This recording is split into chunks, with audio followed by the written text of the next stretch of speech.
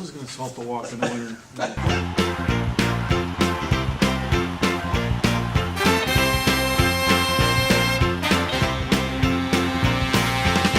We're so glad to see so many of you lovely people here tonight, and we would especially like to welcome all the representatives of Illinois' law enforcement community who have chosen to join us here in the Palace Hotel ballroom at this time.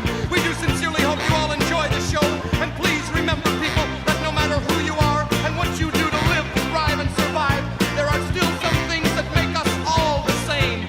You, me, them, everybody. Everybody. Everybody needs somebody. Everybody needs somebody to love. Someone to love. Someone to love, Sweetheart to miss. sweetheart to miss, Sugar to kiss. sugar to kiss. I need you, you. I need you. I need you. In the morning, when my soul's on fire. Sometimes I feel a little sad inside. When my baby mistreats me, I never run away to hide. Sometimes I feel a little sad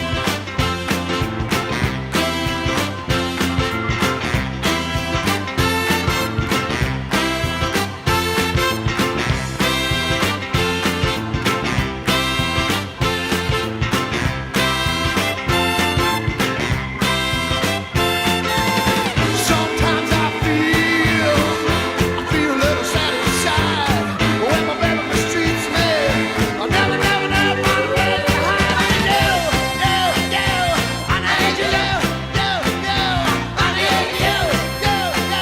I need you. I need you. You know, people, when you do find somebody, hold that woman, hold that man, love him, please, and squeeze her, please her. Hold, squeeze, and please that person, give him all your love. Signify your feelings with every gentle caress, because it's so important to have that special somebody to hold, kiss, miss, squeeze, and please. Everybody needs somebody.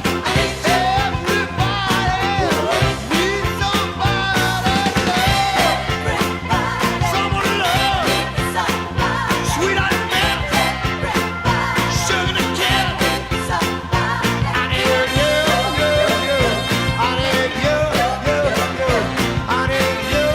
need you. So we're going to be able to survive without Joe, but it's going to be a challenge. It's going to be a very big challenge for me.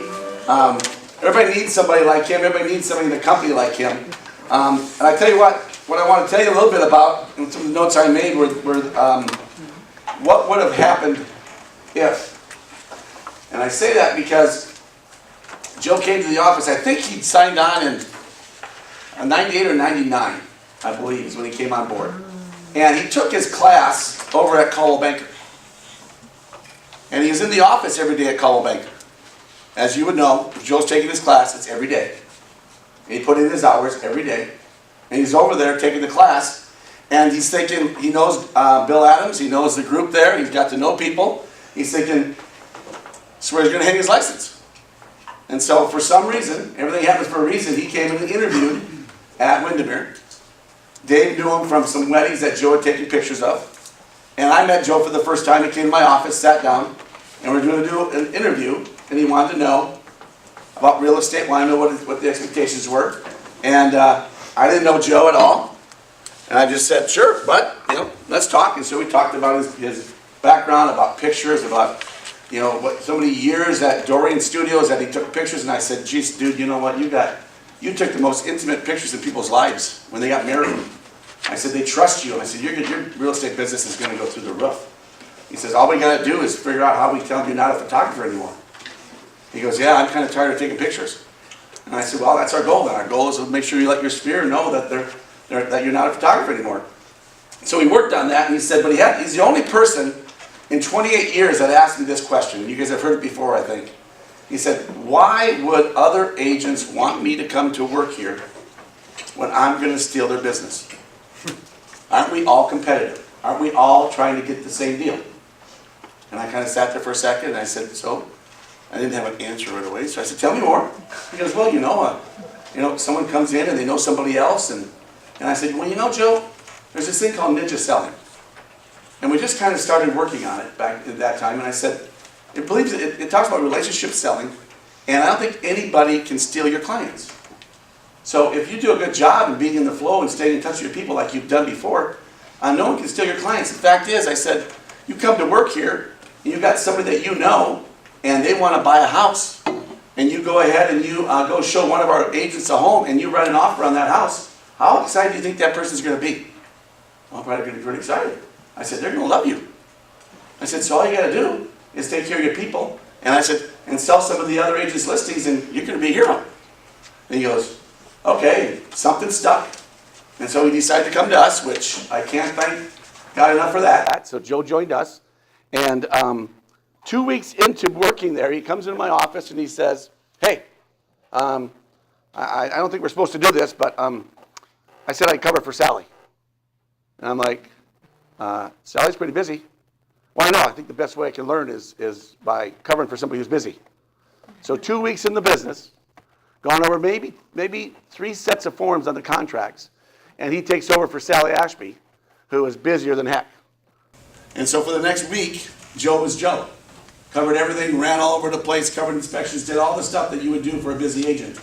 And he came into me afterwards, and he said, that's a great idea to let me cover for them. I said, but don't do that again. And I said, why not? He says, I learned a lot, but I think I screwed up a lot. And I said, no, we had your back. We had your back. You came in here half a dozen times, we had your back. And he's like, well, I know, but I think they should probably be in the business a little bit longer. Because he was a teacher, he was a trainer.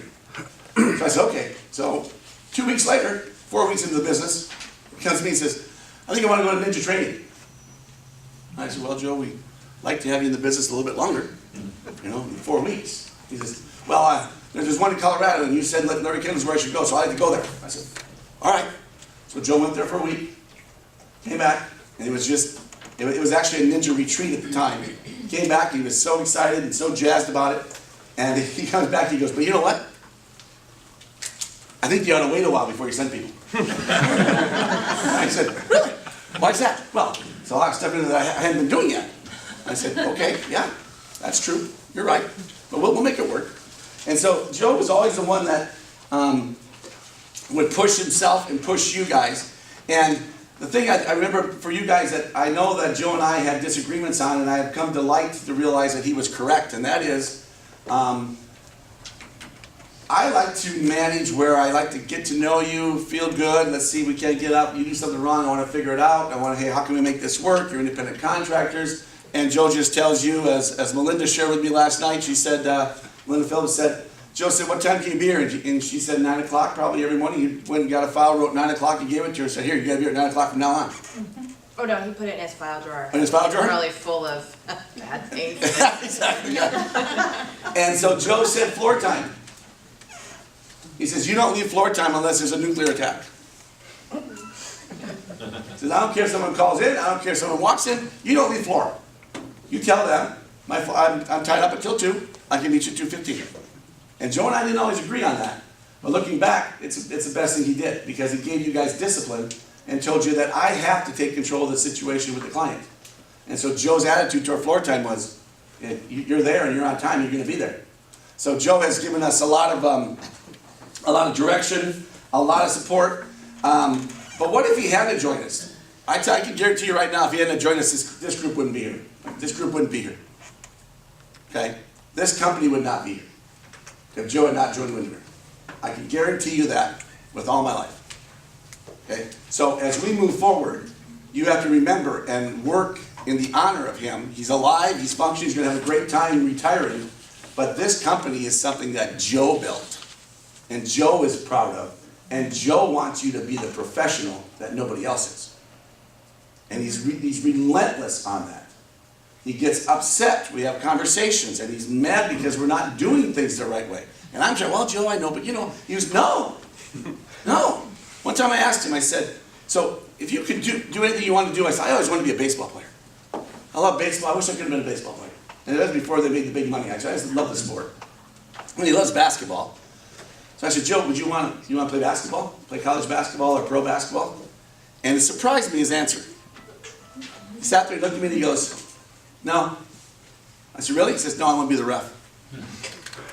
So you want to be the ref? He said, yeah, black and white, rules, yes and no. And I'm like, okay, that's exactly what Joe does. The rules are the Ninja 9. How many people in here got a thank you note from Joe? Almost 100%. There's agents out there that are no longer in the business. They got a note from Joe welcoming them to the real estate for another company. Okay? We've got at least 3 or 4 people that Joe recruited, or didn't even try to recruit, but showed them what the real estate business is all about, and they came to work for us. Okay? So Joe is a guy who continues the legacy, and Joe's a guy that puts himself in front of everybody. Joe's a guy that literally will lay down on that puddle that's in front of you, and you can walk on his back. And he won't expect anything from you. So when we get together on Tuesday, I'd love to have you guys start writing a thank you note to Joe, because this company would not be here if we didn't have him. So realize that. Let that settle in. I don't know where you'd be. I don't know where I'd be.